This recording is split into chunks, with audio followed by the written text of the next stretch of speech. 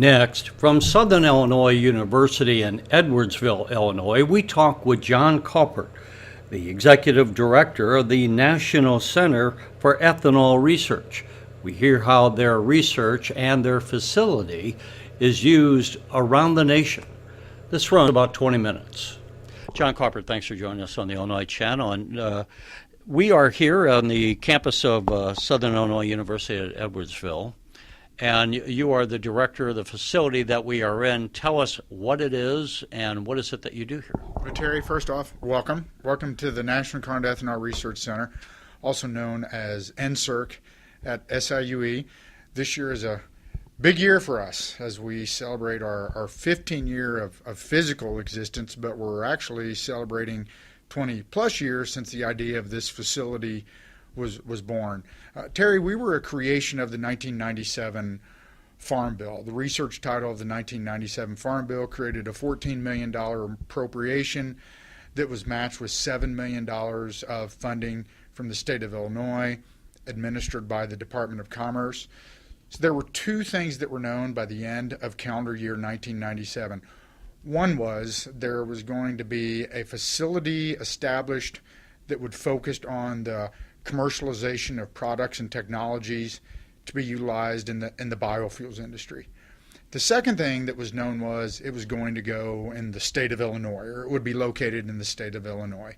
A few years later, finally in 2001, ground was broken on this 4-acre site that we occupy today, and in October of 2003, the doors were opened.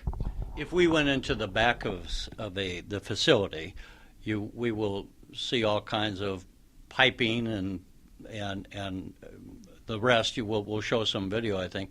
But what is it that happens back there physically?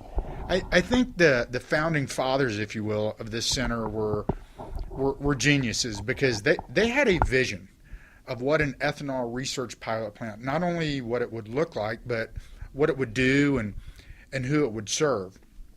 Where their starting point was, we have to be able to emulate commercial ethanol production, but we have to emulate it at a scale that's affordable. So what they did was they took the layout of a 50 million gallon commercial corn to ethanol plant, they divided that by 250, and then they took every single process unit of that one 250th scale corn to ethanol production facility. They put it all here under one roof at NCERC. And so I think the average person has heard about ethanol for a number of years. When we pump our gas, we have typically ethanol as a proportion of the gallons that we're pumping into our cars.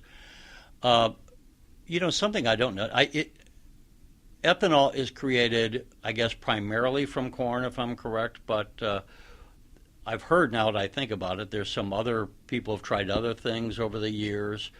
Do you get involved in that kind of research as well on that, to say, hey, does pond moss make ethanol better than corn, or does it make, do you even get into that kind of testing? Yes, Terry, we do. So on both of your questions, in the United States, the overwhelming majority of ethanol, and in 2017, as a country, we produced about 15.8 billion gallons of ethanol. Overwhelming majority of that came from corn. If we were in South America, and particularly in Brazil, the overwhelming majority of their ethanol would come from sugarcane. So geography makes a difference. That being said, not only here in the state of Illinois, across the United States, and frankly speaking, around the world, corn is not only the most abundant, most readily available, most efficient form of feedstock that can be converted into ethanol. This is evidenced by the fact that every single year, average corn yield increases are going up on the magnitude of about 2 to 2.7 bushels per year on the exact same number per acre, albeit on either the same number of acres or even less acres every year. This makes the ethanol industry a tremendous outlet for this growing production of corn that we're seeing. And over the years, and as I often point out to people, in any field, certainly in television, technology continues to change. And we don't maybe think about technology in the application of farmers in the farmer's field, but actually technology is very important to the farmers as well. And you mentioned they're continuing to increase their yield. What part, as you are working on this, so you do both some in-house production, but you do research here too. How do you contribute, in however you want to answer this, to the agricultural community, and what was missing prior to this center being here that people said, hey, we need this? That's, Terry, it's such a great question, and a point of pride for this center, but also a personal point of pride for me, or a professional point of pride, is that in the early days of NCERC, calendar years 2006, 7, 8, 9, when you would pick up a journal article, or you would hear on, say, RFD radio, the USDA states that the theoretical yield of ethanol from a bushel of corn is, and then they would give a number, that data was being generated right here at NCERC. This is a tremendous contribution that we were making not only to the biofuels industry, but equally or maybe more importantly, to production agriculture. We were demonstrating how adoption of new technologies was not only leading to greater yields of ethanol, but more efficient production of ethanol. Tremendous point of pride. And because of that, Can I emphasize that? Because I was going to say, basically, you're developing best practices, because you might have one guy who's doing it, and he goes, "Why do I need your data? I'm producing ethanol," and maybe he is, but maybe he's getting, I'm going to make a number up, 1 gallon of ethanol for every 100 bushels, and you might say, well, you could be getting 10 times that if you were doing it the best practice way. Is that kind of the Terry, it's exactly what we saw. And what we saw theoretical yields of ethanol go from 2.6 gallons of ethanol for every bushel of corn to 2.7 to 2.8 and beyond. And another point of pride. And when you extrapolate that over tens of thousands of bushels, that's a lot. Or tens of millions right. of bushels. And furthermore, extrapolate that over 200 plus operating corn ethanol plants in the United States. Now, all of a sudden, you're not talking tens of millions of gallons of additional ethanol production, albeit at the same cost or less, potentially hundreds of millions of gallons of additional ethanol production, simply based on efficiency and adoption of new technologies. As I said earlier, we all know that we typically across the country, we're pumping it into our cars at gas stations. I know Illinois corn is exported, goes out to the world. What about ethanol? Are we also exporting ethanol to the world? Is that part of what Illinois produces? Yeah, absolutely. In calendar year 2017, the United States exported over 1 billion gallons. They'll export in excess of 1 billion gallons again in 2018 to the far reaches of the globe. We've gotten to the point where it's not only a key part of our marketing, it's an integral part of our marketing, and enhancing exports is very, very key for there to be further opportunity for expansion and growth of the biofuels industry, regardless of what the feedstock is and regardless of what the fuel is. We need those export markets. The Illinois Channel covers Illinois state government predominantly, and we see how the passage of a law is going to impact an industry, one either favorable or to the contrary. You're dealing with the entire agricultural department, not just Illinois, but with the whole U.S. agricultural department, and I would think probably even Canadians, or probably some of our other allies, are looking at what you do here too. On a policy standpoint, is there any policy changes at the federal level that you and others in the ag department are seeking that would have an impact on what you do here, but also the ability to produce more nationally? Fantastic question, Terry. Two things. One of them is policy related. The other is regulatory related. But there are two. And I can't think of two bigger issues than the following. One being the Farm Bill. The Farm Bill is absolute key. So obviously we're talking about at the federal level. While this center doesn't receive $1 of direct federal money, so this center wouldn't receive $1 of funding, of direct funding out of the Farm Bill, things such as energy title programs. So in other words, you're an investor in Cupertino, California, the heart of the Silicon Valley, and you're looking to invest in advanced biofuels, next generation biofuels, converting, say, orchard waste into a fuel. And all you need is that little push, that little federal incentive to make that commercial opportunity a commercial reality. This is exactly what energy title programming in the Farm Bill does. That doesn't just benefit that single investor from California.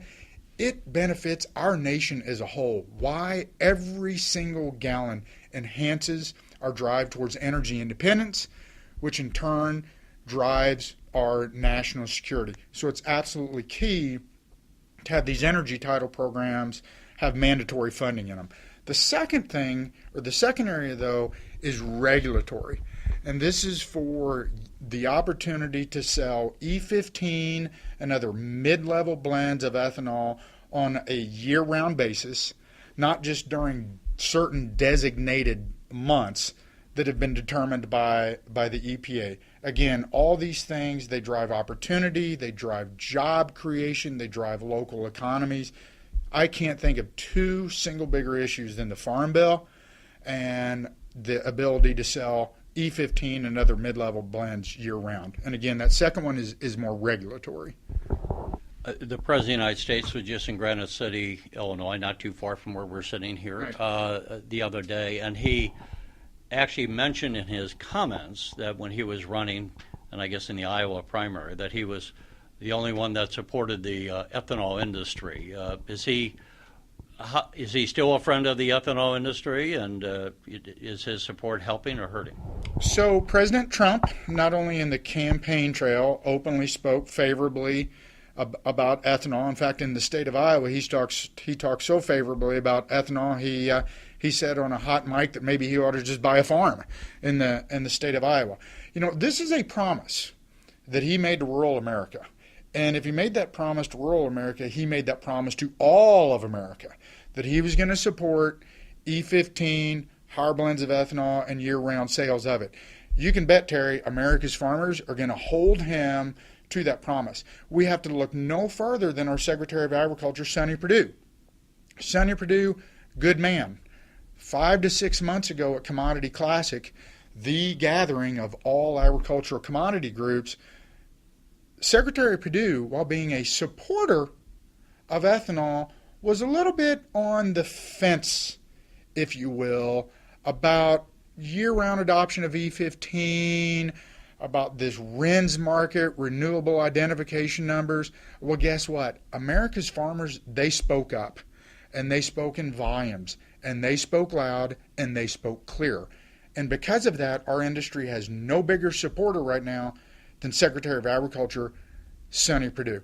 I am confident that Secretary Perdue and America's farmer has the ear of President Trump, and he will in the end do the right thing, which is to uphold the promise that he made to rural America. For those that don't know, and sometimes we skip over some of the basics, I guess what we are talking about when we talk about the ethanol is we're basically making alcohol out of typically corn, as we said earlier. Some other products are being used and being experimented with, but and then we add that alcohol in with the gasoline. I think at the spot, don't we? At each gas station. Two to three different ways that you can add it in with refined gasoline. And the overall point is what? That it makes the gas burn a little hotter with the alcohol and therefore more efficient, and there's less exhaust fumes. I mean, what is kind of the thought process behind the use of ethanol? So when it comes to ethanol, there's three words to remember: octane, octane, and octane. Corn-based ethanol is the cheapest form of octane on planet Earth. This is an undeniable fact. And the petroleum companies, they know that. They know that. So what we're able to do through ethanol is we're able to very, very cost effectively and very, very efficiently get, say, an 84 or an 85 octane fuel up to an 87 or 88 or beyond octane simply by adding the ethanol to it. And as the petroleum industry knows, an oxygenate is required anyway. So if you're going to select an oxygenate, why not select the one that's the cleanest burning, healthiest oxygenate that exists on planet Earth? And that's ethanol, and in this case, ethanol from corn. And I think you had said too, because it's made from corn, it's not a toxic product. I mean, it's just, am I right in that? That's right. And to the point that you made as well, it's actually a cooler burning fuel. You know, we recently, if a person flips on, I can't even think of what channel it's on, that's a little bit of embarrassment, but Paul Tuttle Jr., Discovery Channel, Paul Tuttle Jr., American Chopper. He recently linked up with the Renewable Fuels Association to produce the ethanol juice bike. It's this chopper made by Paul Jr. Designs that runs on E85, or fuel that has 85% ethanol. A couple of us from here at NCERC, we were at a public unveiling of this ethanol burning motorcycle. I personally asked Paul Tuttle Jr., I said to him, I said, Paul, how much did you know about ethanol when you were designing this bike for our industry? He said, nothing. I said, well then how did you know that it would work? He said, I went to my engine mechanic and said, can you make this work? And he said, yeah, Paul, it's not something that anybody couldn't learn off of watching a 2 to 3 minute video, YouTube video. He followed that up by saying, it's a no-brainer. It runs cooler. Your motorcycle engine is going to love it. Let me ask you, before we wrap up here, when you are doing this research, what are you discovering new things? And if so, what are we discovering about ethanol? Because we've been making it for, I don't know, 30 years or so, maybe much longer. I don't know how long we've been. But as long as we've been making it, what are we discovering that we didn't know before through your research? You stumbled onto something so perfect. To quote one of our clients from the past, he said, it's called research for a reason, because if we knew the answer the first time we tried it, it would just be called search, right? I kind of like that. But no, again, you know, we are learning that there are more efficient ways to convert starch into a sugar, and then sugar into an alcohol. We've seen a wide range of technology adoptions that have significantly cut back on other natural resources that we utilize in this process, i.e. water consumption, utilization of natural gas. All of these have been significantly reduced by adoption of technologies.